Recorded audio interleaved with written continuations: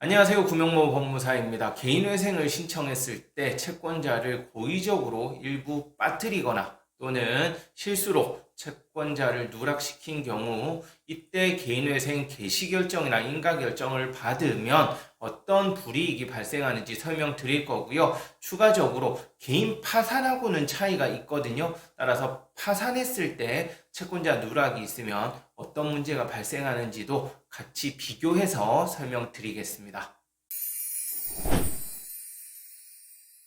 개인 회생이든 개인 파산이든 채권자를 빠뜨리지 않는 것이 상당히 중요합니다. 다만 채권자를 빠뜨렸을 때 발생하는 효력은 개인 회생과 개인 파산에 있어서 차이가 있는데요.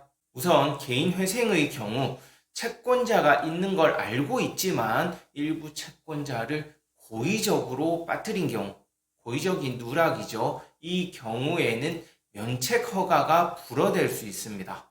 이 내용은 채무자회생법 624조에 규정하고 있는데요. 법 조문 내용을 보면 624조 3항에 의하면 제1항 및 2항의 규정에 불구하고 법원은 다음 각 호의 어느 하나에 해당하는 때에는 면책을 불허하는 결정을 할 수 있다라고 기재되어 있고요. 3항 1호에는 면책결정 당시까지 채무자에 의하여 악의로 개인회생 채권자 목록에 기재되지 아니한 개인회생 채권이 있는 경우라고 되어 있습니다.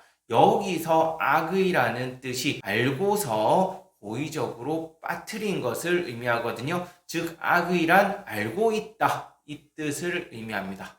이와 같이 고의적으로 알고 있지만 고의적으로 빠뜨린 경우에는 면책이 불어될 수 있고요. 이번에는 내가 몰라서, 즉 채무가 오래전에 발생해서 이러한 채무가 있었는지 또 이 관련된 채권자가 있었는지 자체를 내가 기억하지 못하면서 실수로 빠뜨린 경우에는 어떤 영향이 있는지 설명드리겠습니다.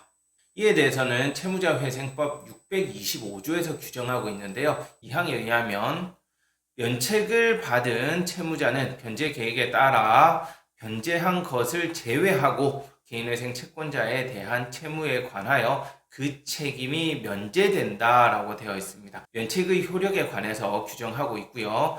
다만 다음 각 호의 청구권에 관하여는 책임이 면제되지 않는다라고 해서 면책의 효력 범위에 대해서 규정하고 있습니다. 이 중 2항 1호의 규정이 있는데요. 개인회생 채권자 목록에 기재되지 아니한 청구권이라고 규정해서 신청인이 실수로 빠뜨린 채권자에 대해서는 면책결정을 받는다 하더라도 그 면책결정의 효력이 그 빠뜨린 채권자에게는 미치지 않는 것으로 규정을 하고 있습니다. 결과적으로 내가 실수로 채권자를 누락했다. 그 경우에 면책결정을 받았다 하더라도 빠뜨린 채권자한테는 그 효력이 미치지 않으면서 그 채권자에 대한 채무는 별도로 변제를 해야만 하는 것이죠. 마지막으로 파산 신청을 했을 때 채권자 누락이 있으면 어떻게 되는지 설명드릴게요. 채무자회생법 566조에 규정하고 있는데요. 566조에 의하면 면책을 받은 채무자는 파산 절차에 의한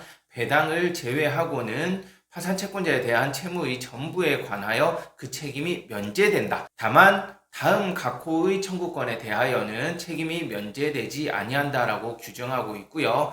그 다음 중 7호에서 채무자가 악의로 채권자 목록에 기재하지 아니한 청구권, 다만 채권자가 파산 선고가 있음을 안 때에는 그러하지 아니한다라고 해서 회생과는 다르게 악의로 누락한 채권에 대해서만 면책 효력이 미치지 않는 것으로 규정하고 있습니다. 따라서 반대로 생각하면 악의가 아닌 선의, 내가 몰라서 빠뜨린 채권에 대해서는 원칙적으로 이 면책의 효력이 미치는 것이죠. 다시 한번 정리해보면 개인회생 절차에서는 알고서 빠뜨렸다. 채권자를 고의적으로 빠뜨린 게 확인된다. 그 경우에는 면책 자체가 불어될 수 있고요. 실수로 빠뜨린 경우에는 그 빠뜨린 채권에 대해서는 면책을 받을 수 없습니다. 면책의 효력이 미치지 않는 거죠. 그런데 파산 절차에서는 알고서 빠뜨린 경우, 고의적으로 빠뜨린 경우에도 면책 효력 자체가 발생하지 않는 건 아니고 면책이 불어되지는 않지만 그 면책 효력이 미치지 않고 실수로 빠뜨린 채권에 대해서는 면책 결정의 효력이 원칙적으로 미친다. 이렇게 차이가 있다고 보면 되겠습니다. 네, 이번 시간에는 개인회생 또는 개인 파산을 할 때 채권자 누락이 있으면 어떻게 되는지 설명드렸는데요. 이번 영상 보시고 또 궁금한 사항 있으시면 위 번호로 연락 주시거나 매주 수요일 밤 10시에 개인회생 유튜브 채널로 라이브를 진행하고 있으니까 그 라이브에 참여하셔서 질문 남기셔도 되겠습니다. 끝까지 시청해 주셔서 감사하고요. 이상 구명모 법무사였습니다. 고맙습니다.